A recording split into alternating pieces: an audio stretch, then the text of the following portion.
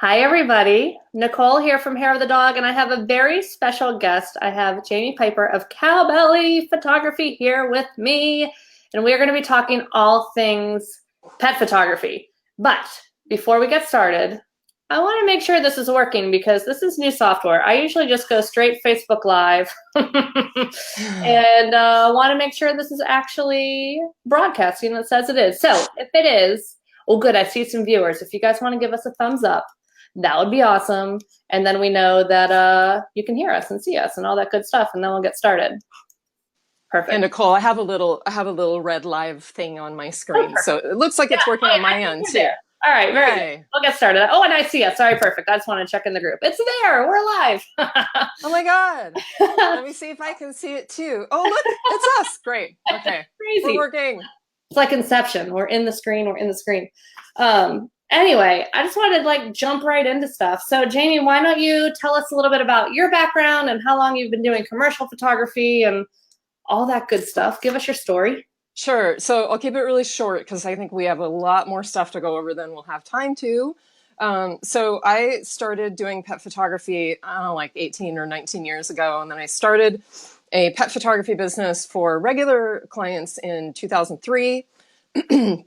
I started doing commercial work locally in 2003, 2004, just for really small businesses, and continued to do that through the time that I was doing pet photography for private clients. And in 2008, I did my first big 5-day produced shoot with tons of people and huge shot list. So that was 10 years ago. And then in 2015, I decided to drop the private client photography altogether. And it wasn't because I didn't enjoy doing it. I just didn't find it challenging anymore.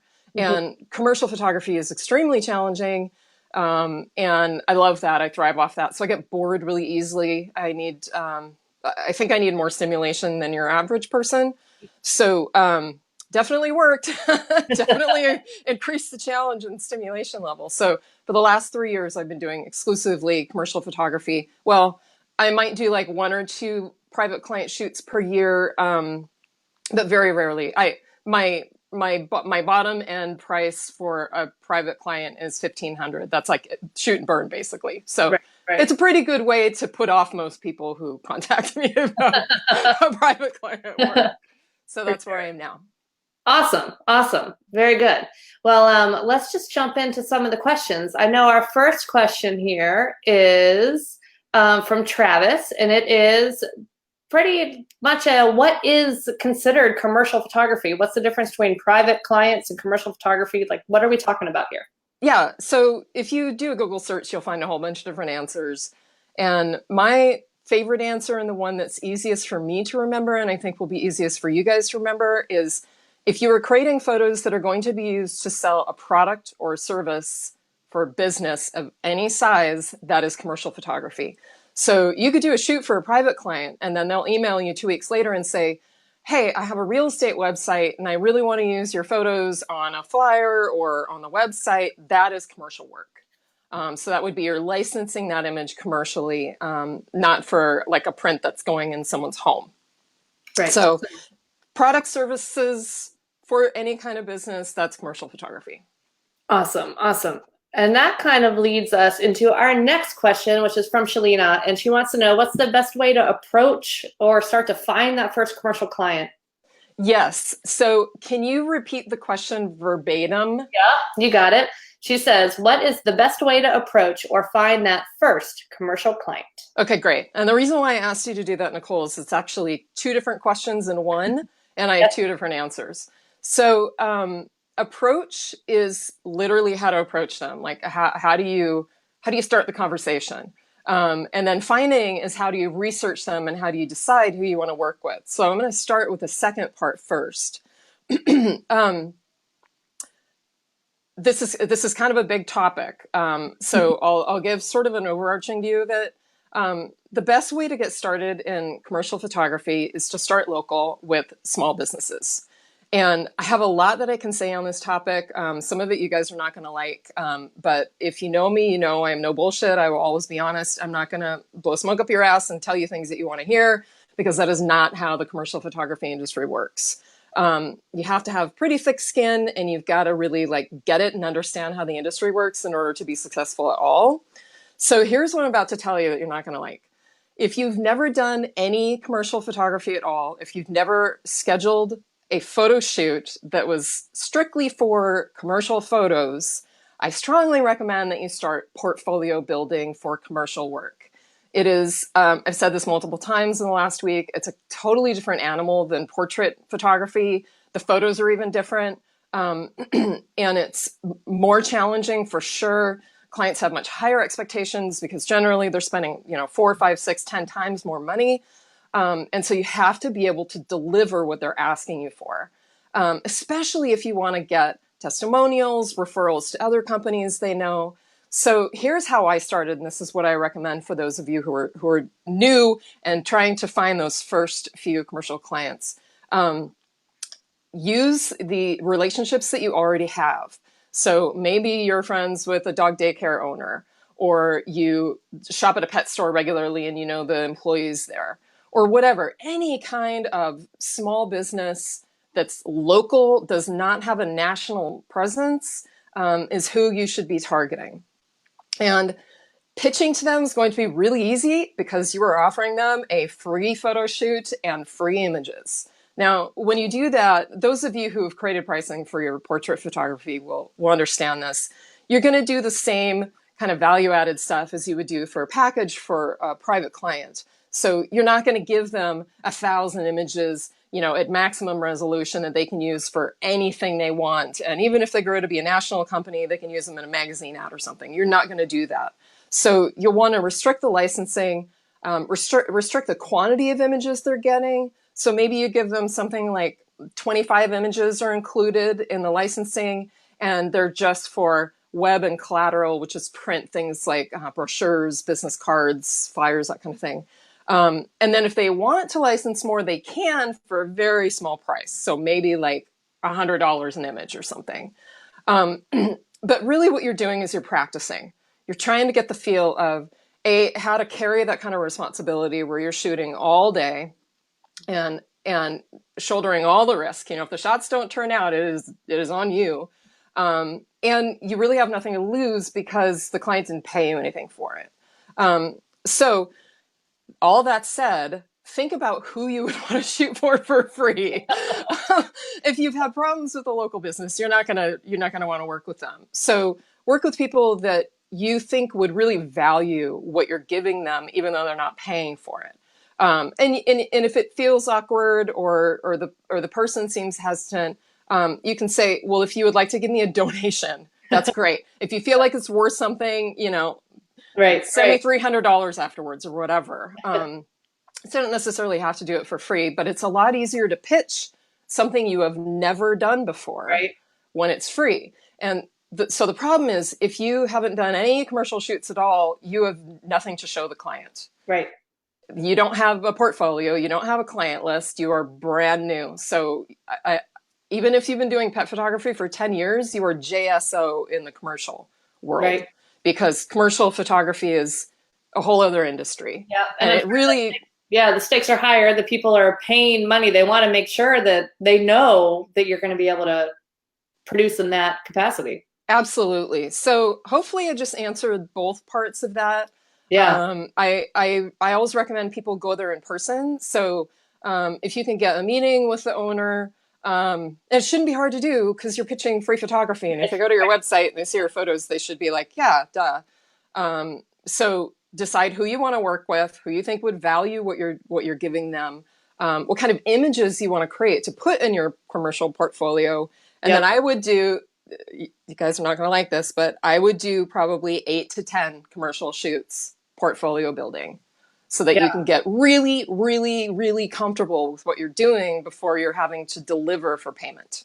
Absolutely. And you have a variety to show potential actual paying clients. Exactly. Like the just starting out portrait photographer that their whole portfolio is just their dog. It's like, well, exactly. no, we need other things. Exactly. And, 2 different product companies in a commercial portfolio is really not enough. Right. To impress, someone in an ad agency or a medium-sized company or an international company is just not enough. Right. Sorry. So good. All right, awesome. Yeah, I think that answered that really well.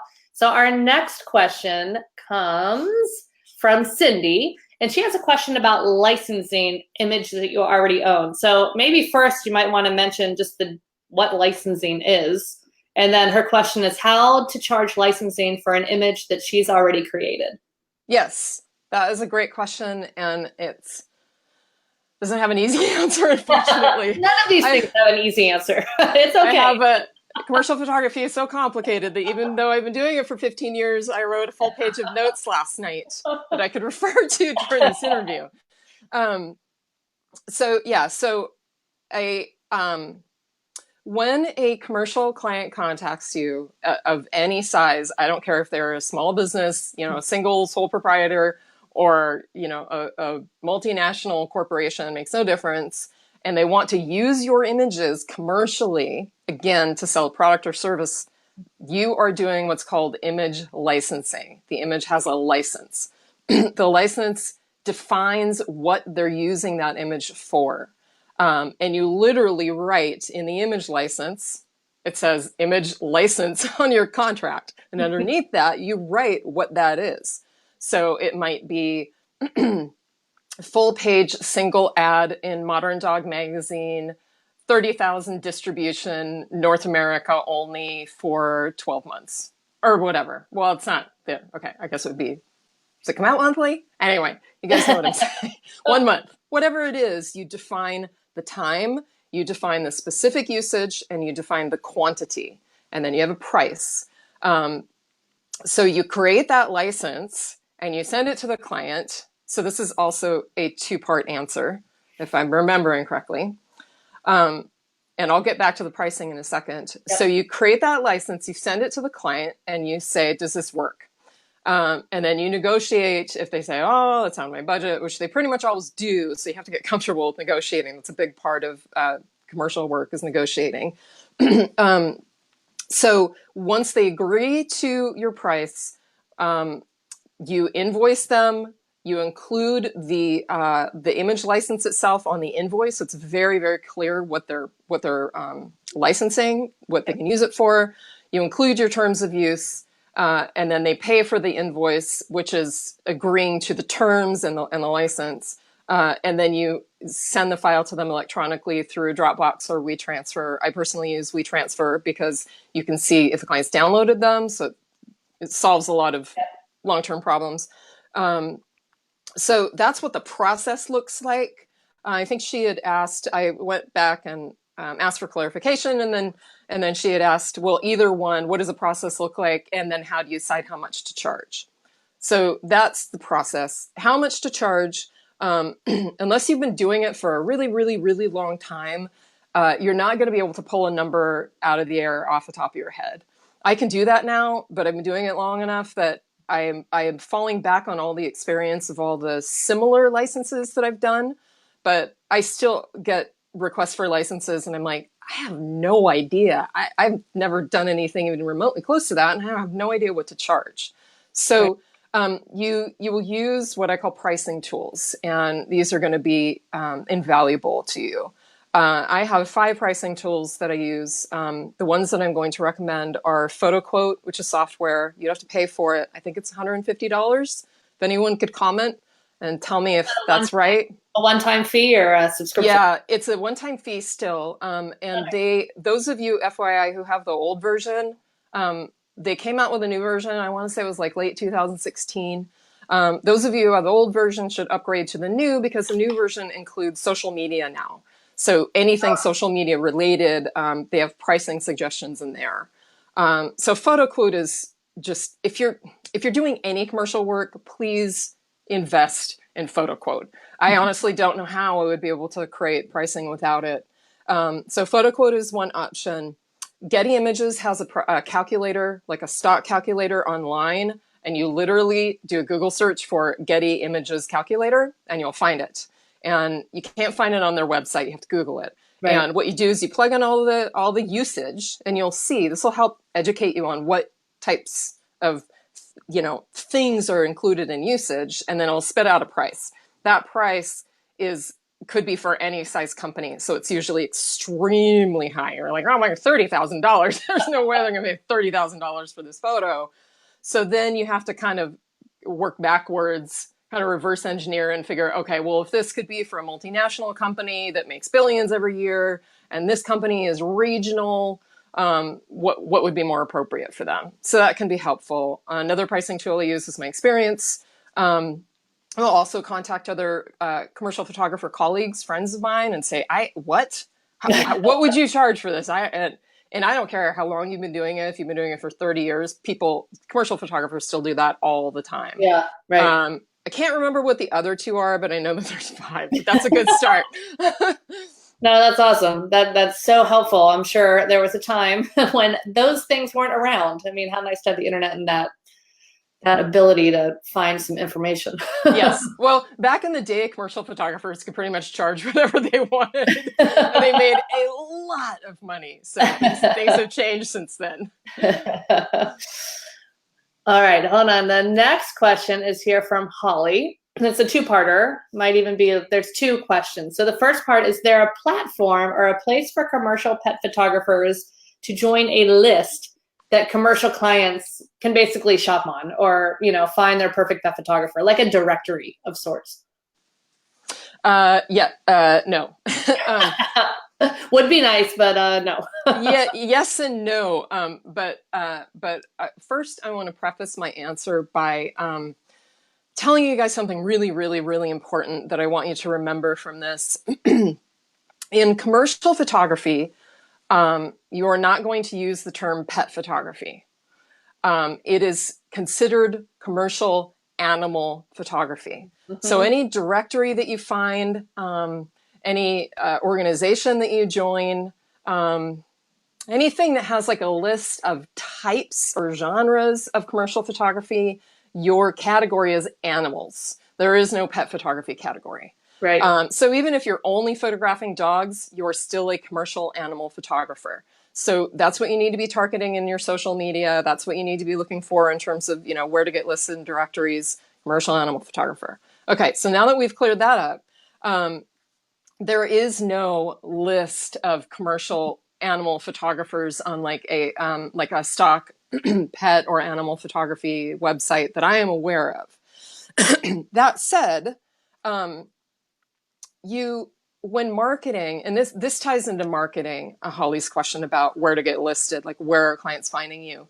You really have to think about and do research on where are the kinds of clients that I want to work with looking for new photographers. The 4 places, well, it's really 1 and 2. The 4 places that I'm going to recommend you start are, the first thing you should do, like this is probably one of the best pieces of advice I can give you guys, is join APA. It's a photography association for commercial photographers. There's also ASMP, which many of you are probably already familiar with. I have been a member of both. I dropped my ASMP membership a couple of years ago because I didn't feel like the benefits were very valuable. ASMP does a lot of advocating for copyright, and APA does a ton of member events and member education. So you can learn a massive amount about commercial photography by attending their events, and they do webinars sometimes too. So APA, look it up. I think it's apa.org, if I'm remembering correctly. They do have a directory of commercial photographers that are members. So I know that that's one place that clients will look for new commercial photographers, is the APA website.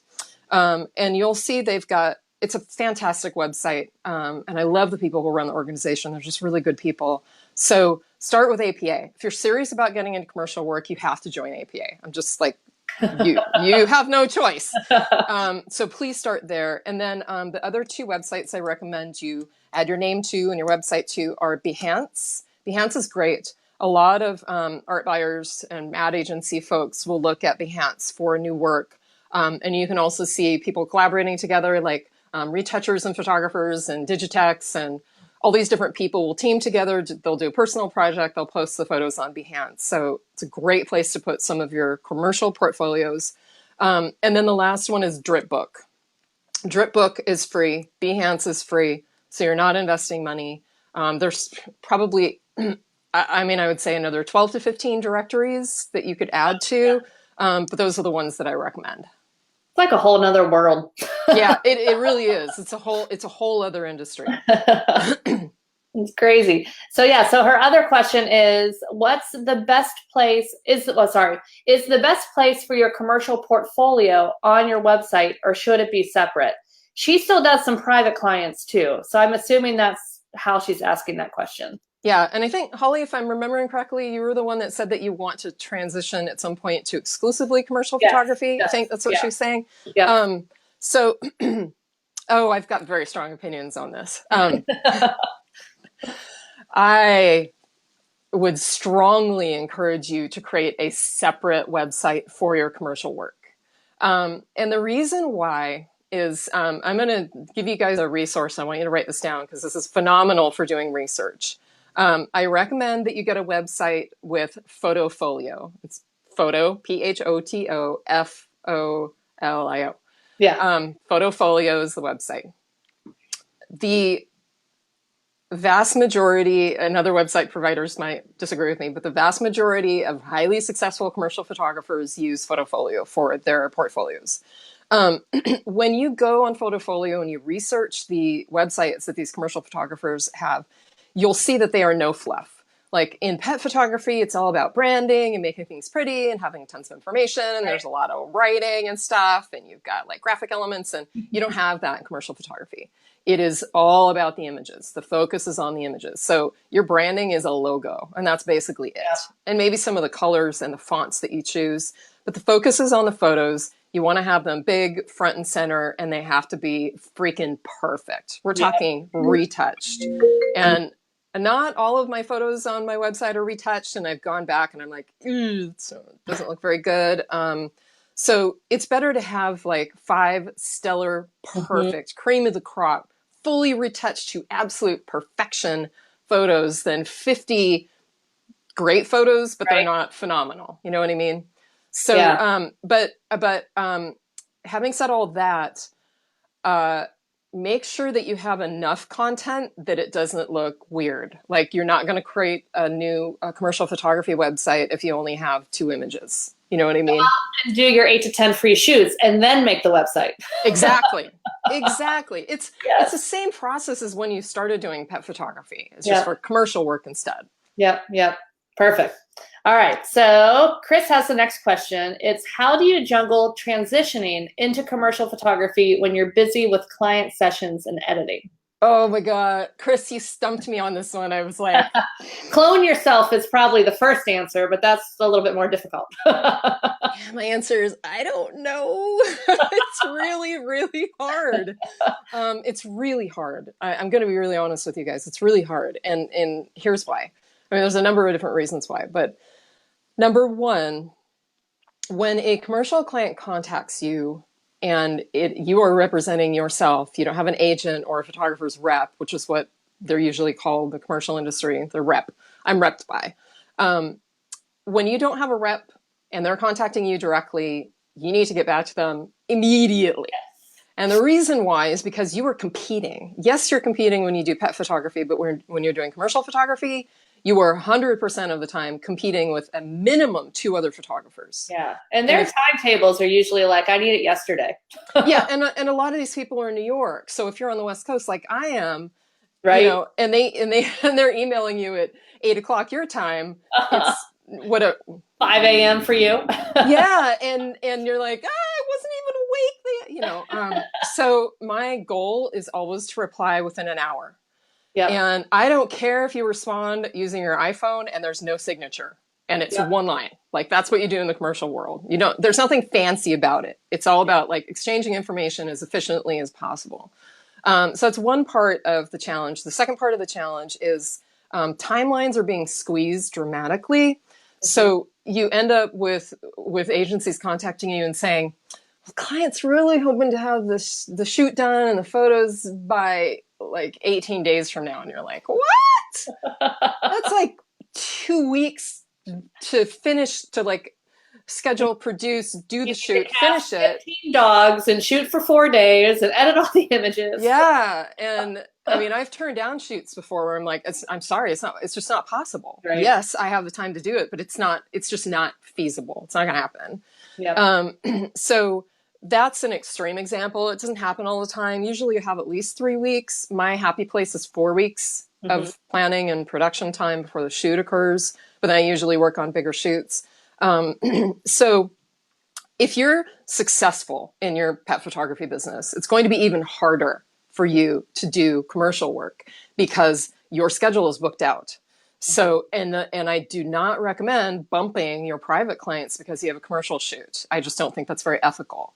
Unless it's someone, a repeat client, and they're really, understanding and easygoing, and maybe their dog could be included in the commercial shoot. So none of that is very helpful information. So I do have helpful information for this question, which I think Holly will appreciate too.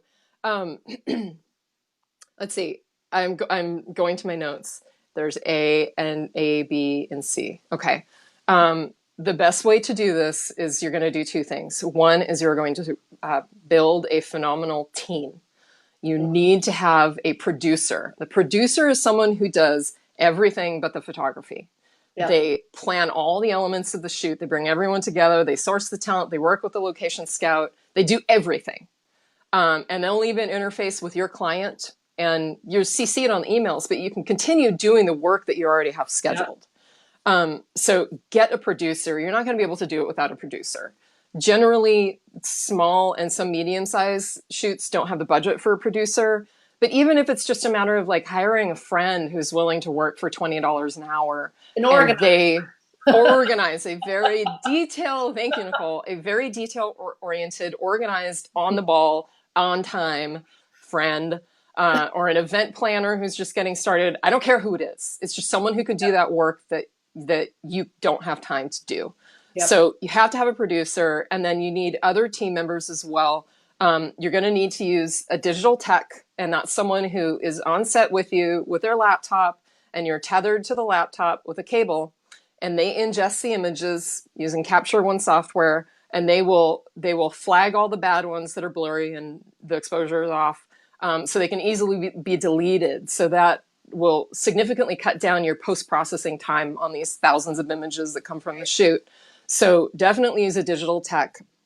And then also get a really great retoucher on board, because you're not going to have weeks to spend after the shoot focusing 100% on that client and processing the images and doing all the retouching. So you're going to need a producer, a digital tech, and a retoucher in order to focus full time on your business, your pet photography business and clients, and do commercial work. Now, as far as scheduling goes, 98% of commercial shoots are during the week on weekdays, because ad agency people generally don't like to have to fly somewhere and work on a weekend. I can't blame them. So if you can, every 2 to 3 weeks, I'm referring to my notes here because I had to think about the timing. If you can, every 2 to 3 weeks, block off a 2-day chunk. Keep it open, if possible. Just book clients outside of that. Until you get really experienced and you have a big portfolio and you're working primarily with international clients, you're not going to be doing the 3, 4, 5, 6, 7-day shoots. Most of them will be around 2 days, maybe 3. So having a 2-day chunk every few weeks will give you some flexibility in terms of booking those commercial shoots. So that's my answer to the really difficult stumping question. That's good. That's good. Definitely, yeah. Kind of batching, basically starting to batch your work a little bit too. Of like, I even try, just for my own sanity, to book my private clients kind of together, because once I start shooting them, like, I'd rather just do a couple sessions than have a little break. Yeah, and then you can do all the post-processing at the same time too. Yeah. I love that kind of stuff. I also love outsourcing. Yes. That makes me happy. Yeah, and on that note, Nicole, you have to outsource stuff when you do commercial photography, because there's one of you. And you cannot and you should not take on all of that responsibility by yourself. Right. You won't sleep and you'll be totally stressed out, and that's not worth it.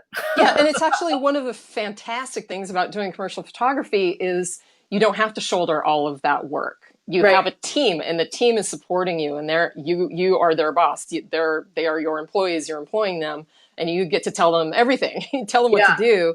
And so your responsibility is to show up and shoot. That's what you're there Yep. for. Nice. Awesome. All right, we're going to shift gears a little bit from the commercial stuff to stock.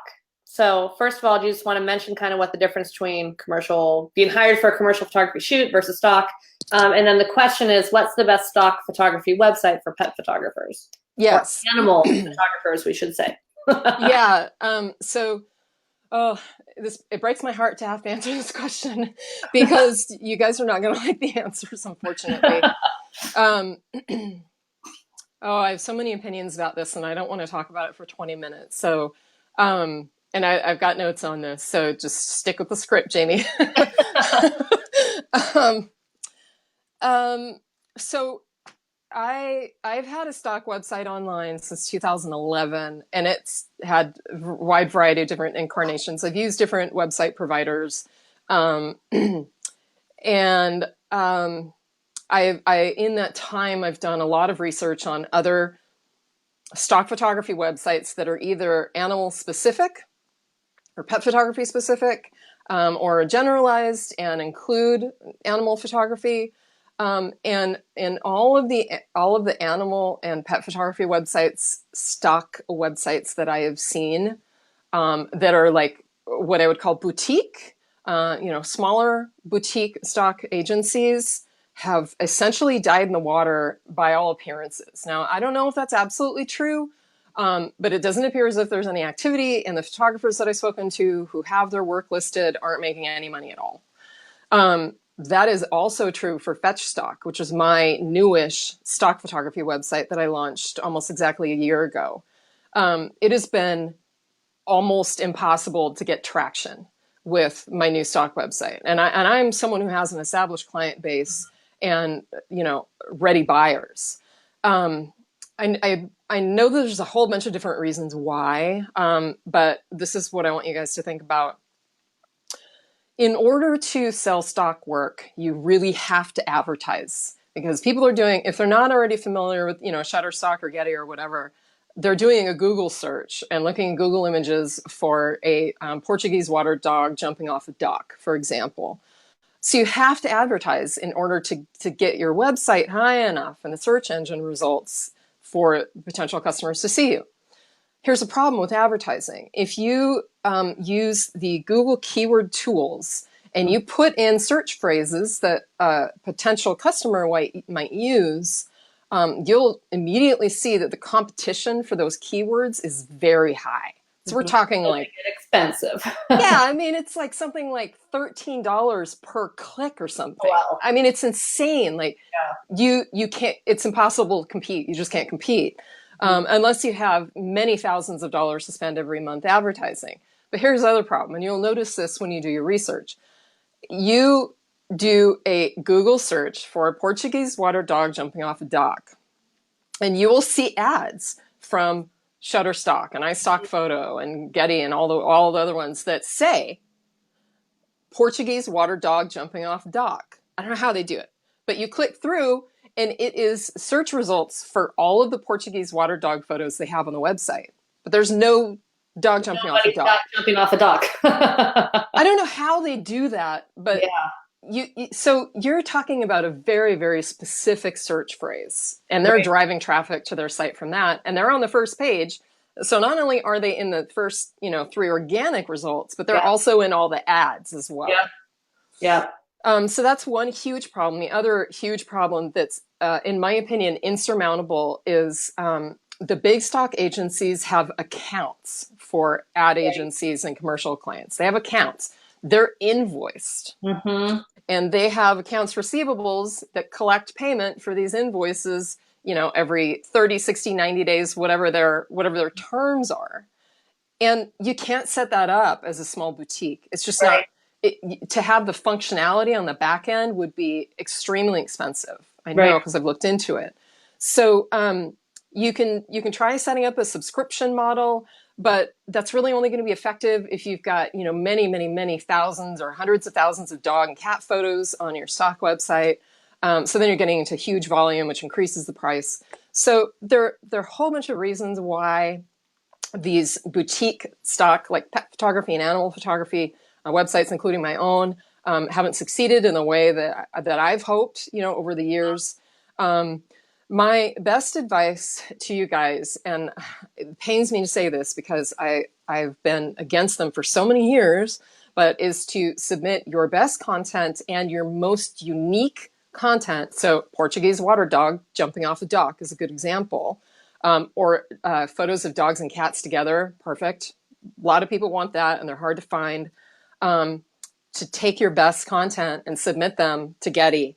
And Stocksy is another website that I love. I think some of you guys will really like Stocksy. So I recommend Stocksy, Getty, and Gallery Stock.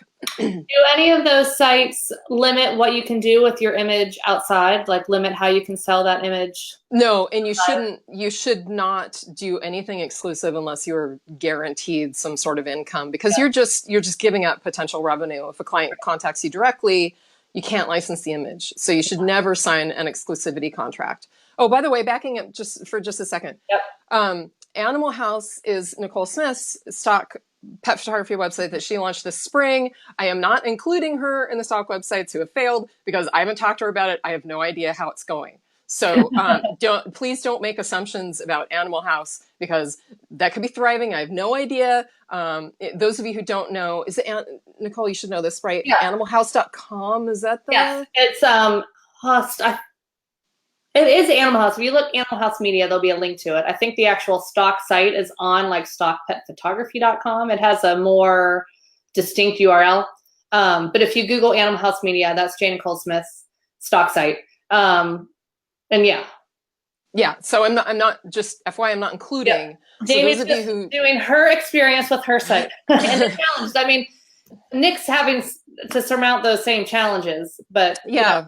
It's industry-wide challenges. But she actively works more with the kinds of clients that I think are would-be buyers. Right. So my sell is harder because I'm working mostly with international and national clients, and they're usually not licensing stock; they're booking shoots. Yeah. So I mean, it's very complicated. So it's a whole big crazy world, and I know a lot of the companies. Again, I don't want to speak for her. I believe this is correct. That a lot of the companies she's targeting are more of those mid-range, like animal exclusive companies. So that kind of site would be beneficial for them. Exactly. They don't have these big, I have an unlimited stock with this site, so I can get as many images about baseballs and this and that.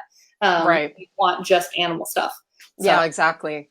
But there's a second part to that I want to tell you guys, and those of you who take my advice, I think will be heads and tails above the competition. Ha ha ha. If you want to make money doing stock, it's painful for me to think about all those gorgeous images you guys are creating, and you're creating some phenomenal work. I mean, oh my God, there's so much talent out there in pet photography these days. So I know that you have this huge body of work of still photos sitting on your hard drives and they're not making you any money. And like, it sucks to hear me say, I'm not very encouraging on that. But you can definitely make money doing stock, but you know how you're going to do it? You're going to do it shooting video, because there's very, very, very little stock pet video out there. And please do research on this, because you'll find that the stock pet videos are pretty terrible generally. Yeah. You'll see. So I recommend that you guys shoot stock video. It doesn't have to be with a DSLR. It could, if you have a decent, like a mirrorless camera or a really nice point and shoot, get a gimbal on Amazon, which is the balancer thing that gives you that really smooth looking video. You can buy one for like $100 or $150. They make them for all kinds of cameras. Yeah. Shoot some videos of dogs. It does not have to be professional. You don't need to hire an editor. It doesn't have to cost you a bunch of money. Just shoot video, because I'm convinced that 95% of the video you guys will shoot will be better than what's out there now. And then submit it to the website Pond5. It's pond as in like jump in the pond, 5, the number 5. So Pond5.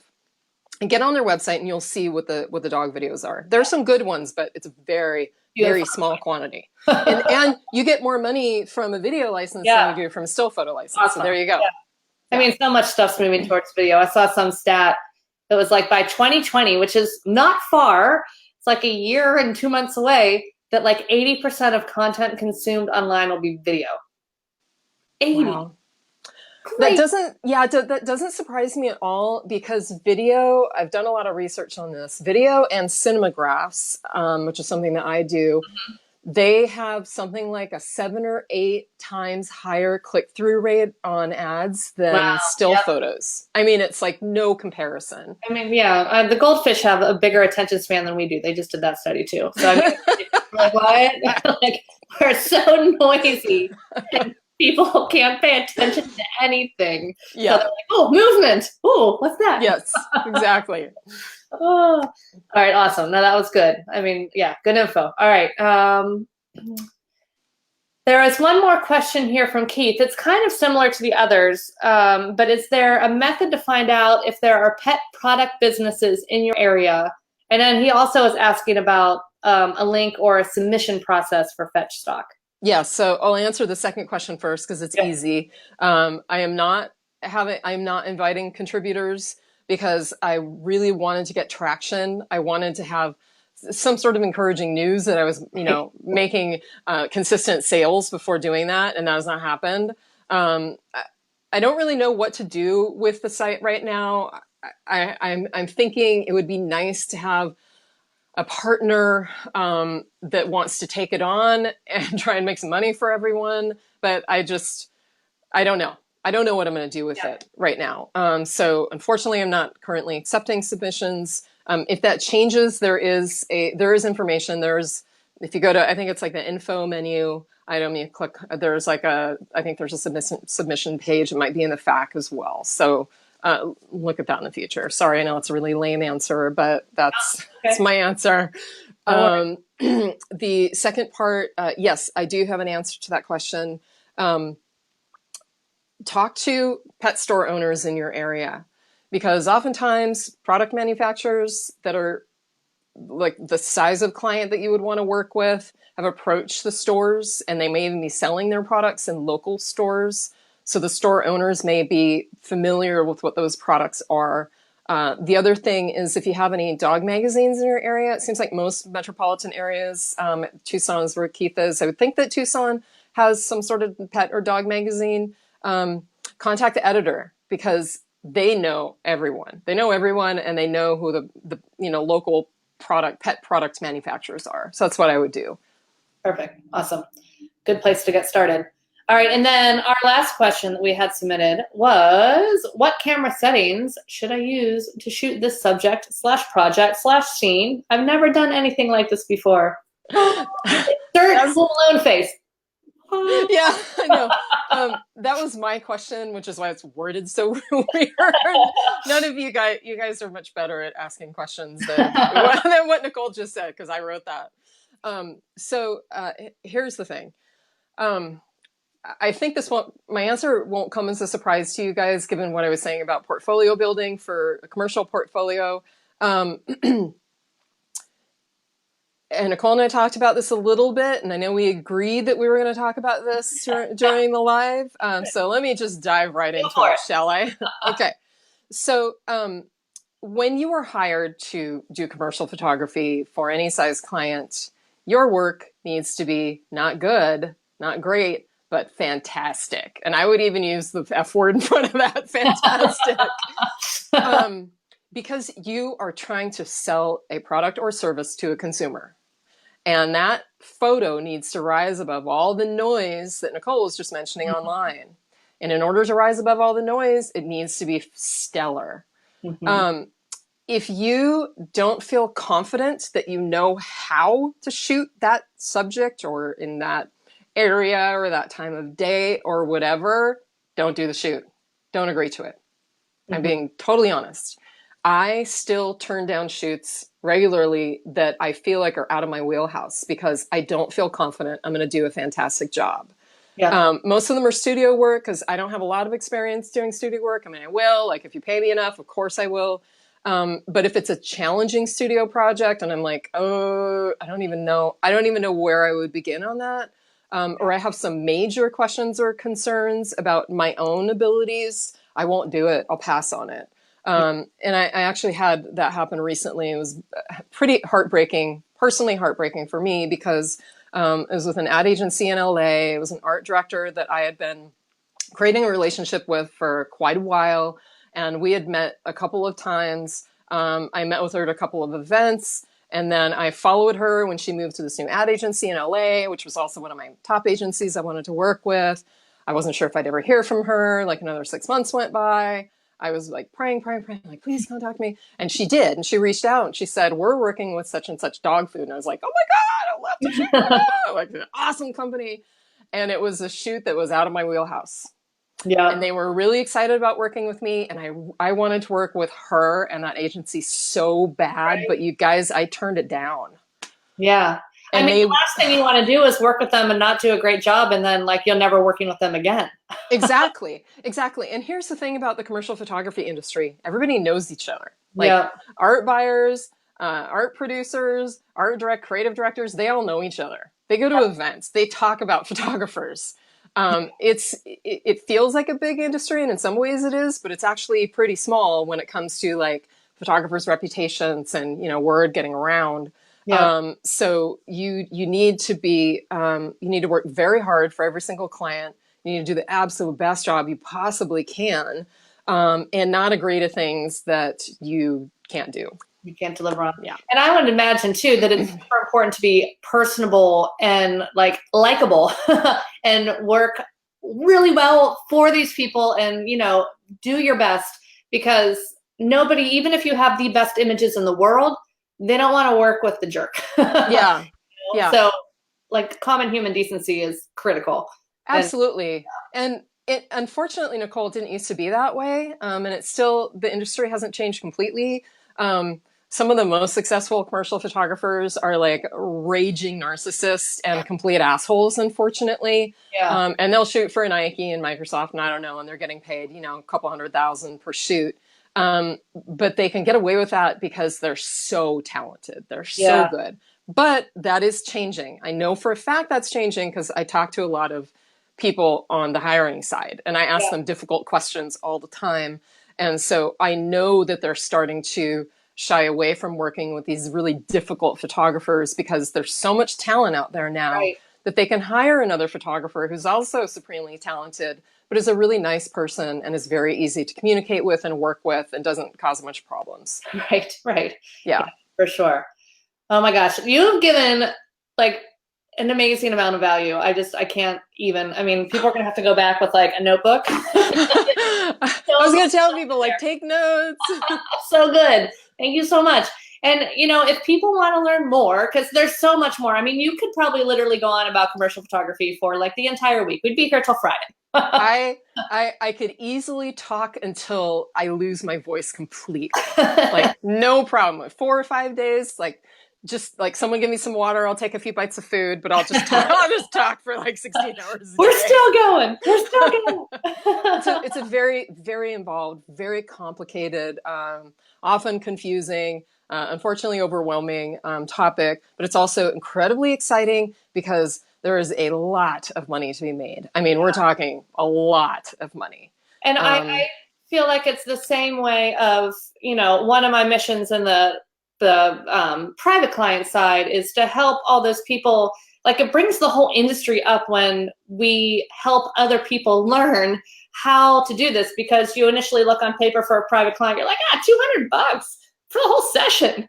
Yeah, I made lots of money, until you realize all the stuff you have. So the commercial photography, I'm sure, is like that too, because you're like, oh my gosh, $5,000 for 3 days and all this licensing, and oh yeah.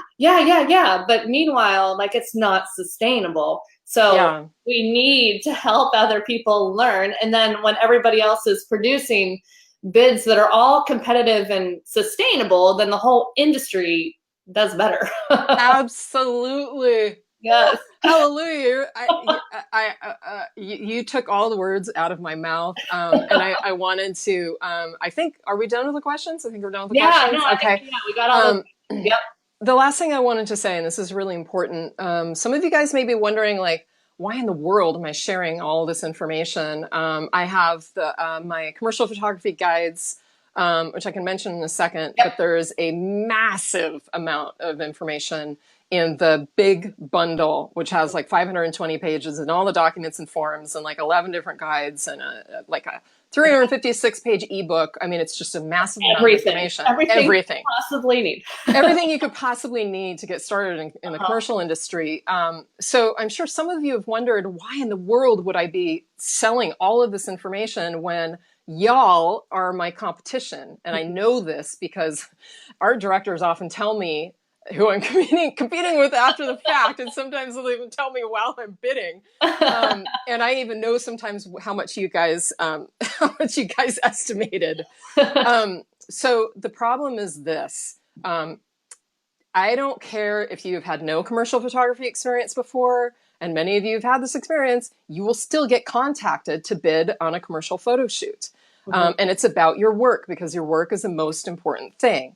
And so if you've never done it before and you're thinking, like, the first big shoot I did was like $18,000, I think. And it should have been at least a $75,000 shoot now that I know 10 years later. So in my mind, I'm thinking, oh my God, 17,500. And it was probably like 12,000 net, maybe. I left so much money on the table, and the client took advantage of me because I was ignorant. Right. And unfortunately, what happened was another commercial photographer who makes a living at commercial photography lost that job to me because I was inexperienced and I didn't know any better. Right. And that's happening to me. Like, I can't tell you guys how many shoots I lose to people like you, not you, Nicole, but I mean the viewers, because you guys are so dramatically underbidding, because you don't understand the value, you don't understand how the process works, you don't have all the information and the knowledge and the tools that you need to be really professional and operate as a traditional commercial photographer would. So I want to do two things. I want clients to stop taking advantage of inexperienced and naive photographers, and have so much money left on the table. And I also want to stop losing jobs to photographers when it isn't even a fair competition. You know, if my bid is 50,000 and they're bidding 20,000, and the client's like, well, I can tell they don't have everything they need in their bid. Like, I can tell they probably haven't done this before. They don't care. They're like, we'll solve all the problems that come up, and even if we have to do a reshoot, it's still going to cost less than what Jamie's charging. You know what I mean?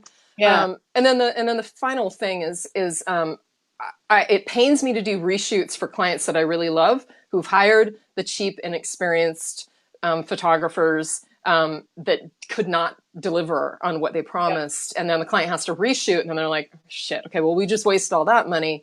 Now we're going to work with someone who is experienced, who we probably should have hired to begin with. It's painful to hear that, and I've had many of those stories before. So I'm not as generous as you guys think I am. Have selfish reasons for sharing all this information, because, as Nicole mentioned, especially in the commercial photography industry, the more knowledgeable everyone is, the more sustainable this is for all of us. I hope that makes sense. Yeah, and I mean, truly, a commercial photography world is not some place where you just want to be like, I'm just going to dip my toe and see how this water is. Like, you need to be prepared. I'm part of my French with big shit, you know? Yeah, like, oh, yeah. There's a lot at stake here. I mean, legally for you, you know, for the client, for the images they're expecting you to produce. And it's just important to be educated, and how lucky we are that there's information out there and people willing to share that, because it didn't always used to be that way. It was all very hush hush. And so, like, you were left how you learned, which was like, I think I do this.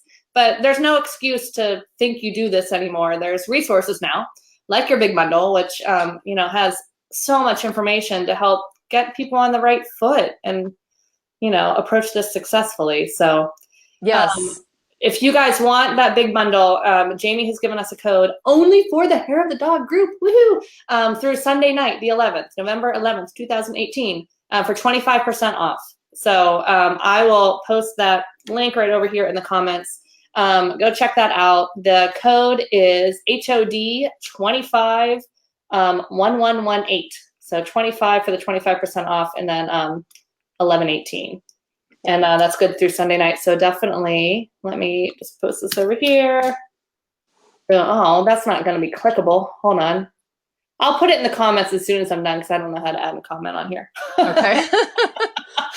That's confusing. Here, Yeah. I'll put the code up there.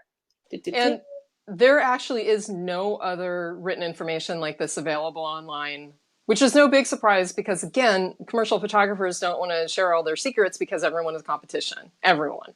Yep. Even you're competing against commercial photographers who have never photographed a dog before. They Right. get hired.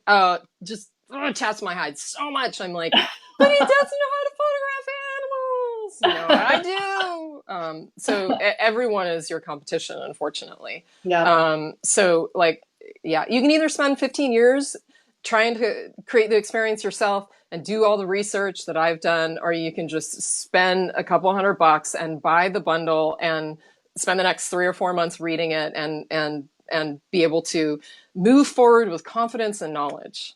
Yes. Amen. Woo. Yes. Awesome. Thank you so much for joining us. You're really so welcome. I mean, the amount of information you shared was fantastic, and that's just the beginning. So thanks so much, Jamie. Oh, the one last thing, and it won't be long. On the website that I have for the commercial photography guides, I'm starting to write blog posts.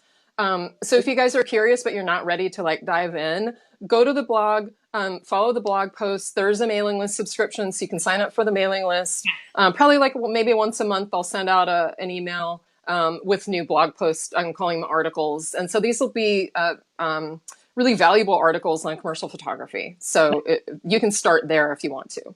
Fantastic. Thanks so much. You're welcome. Thank you. Yeah, have a great week, everybody. Thanks for joining us. Thank you.